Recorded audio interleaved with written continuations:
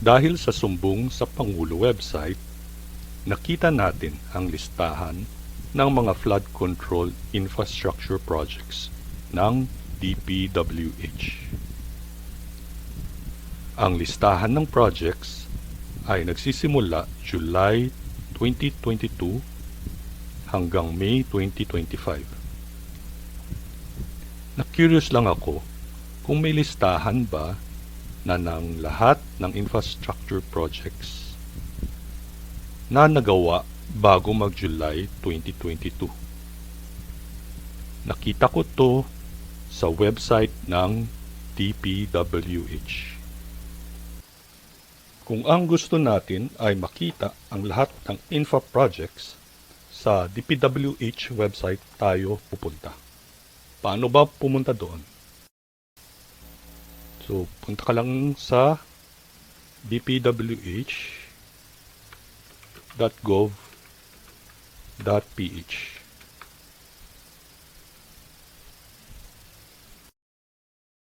So, once na nandyan na tayo, punta tayo sa projects, sa infrastructure. Makikita nyo na may map, so click anywhere lang sa map. Tapos, mag-o-open yung app nila. So dito, pwede tayong mamili ng region at taon. Tapos, kung anong implementing office, optional. Tapos yung status din optional. Ito kung gusto natin kung maghanap ng project, let's say kunyari kay St. Gerard sa Cordillera Administrative Region nung 2025. So pupuntahan natin ngayon yung nakita kong mga ghost contractor. So sa ghost contractor nakita ko sa 2016 nangyari yun. Sa Region 6.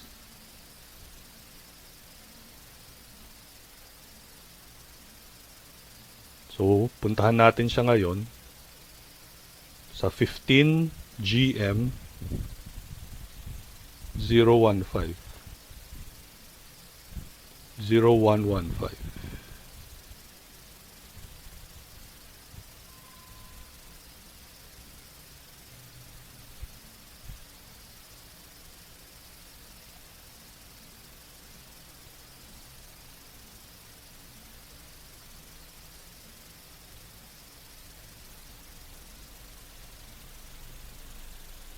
GM, so kunyari katulad nito, so ito yung description ng project, ito yung contractor.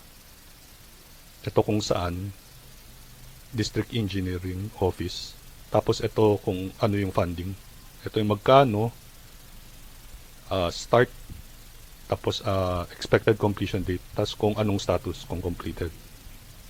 So makikita nyo dito, itong 15 GM 0115, may description pero walang contractor.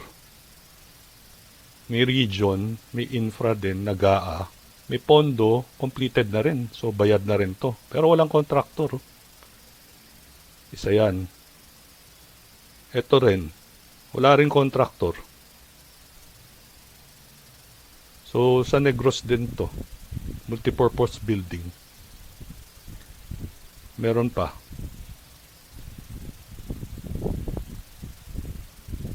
Tamo, may contractor. Ito wala na naman, no? Multipurpose building sa Kabangkalan. Negros Occidental pa rin. Completed naman, 100%. 29, ganun din, no? Multipurpose pa rin. Negros Occidental, completed, 100%. 2016 pa to, bayad na yan. Walang contractor. Ito wala din. Walang contractor. Same ano rin. Completed.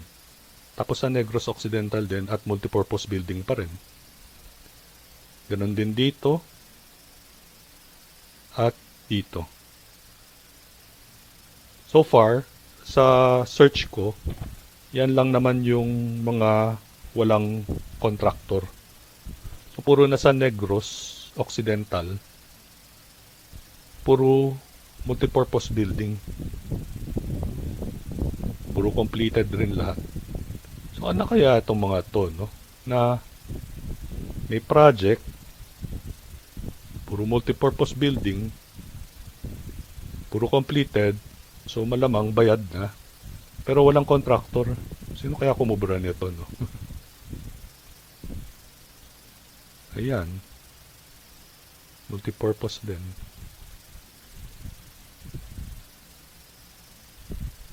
So dito lang yung medyo na iba na hindi multipurpose. Road crossing siya. Ayan. So ito yung mga ghost contractor na nasa website ng DPWH, nasa database nila mismo.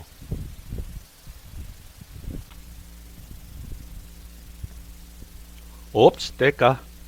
Teka lang. Teka lang muna. Ang daming records yan, ah. 18 ang regions. Tapos, 10 years ito. 2016 hanggang 2025. Ano? Inisa-isa mo? Yung mga records, inisa-isa mong tignan tong mga records? Kada region? Kada taon? So, katulad nito, hanggang sa ilalim,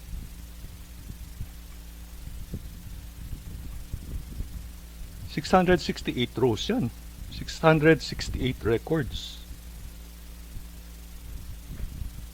18 regions yan. Tapos, 10 taon.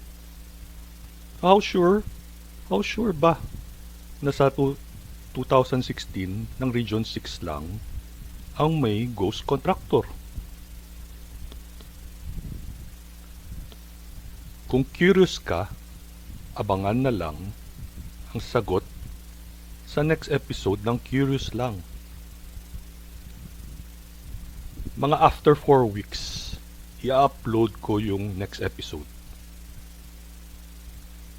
Pero kung umabot tayo ng 1,000 subscribers, i-upload ko mga 1 week after umabot tayo ng 1,000 subscribers. Isa pa pala, napansin nyo ba tong date updated? Panoorin nyo ulit yung buong video. Baka maging relevant ito sa mga future videos ng Curious Lang. Thank you for watching at stay curious lang.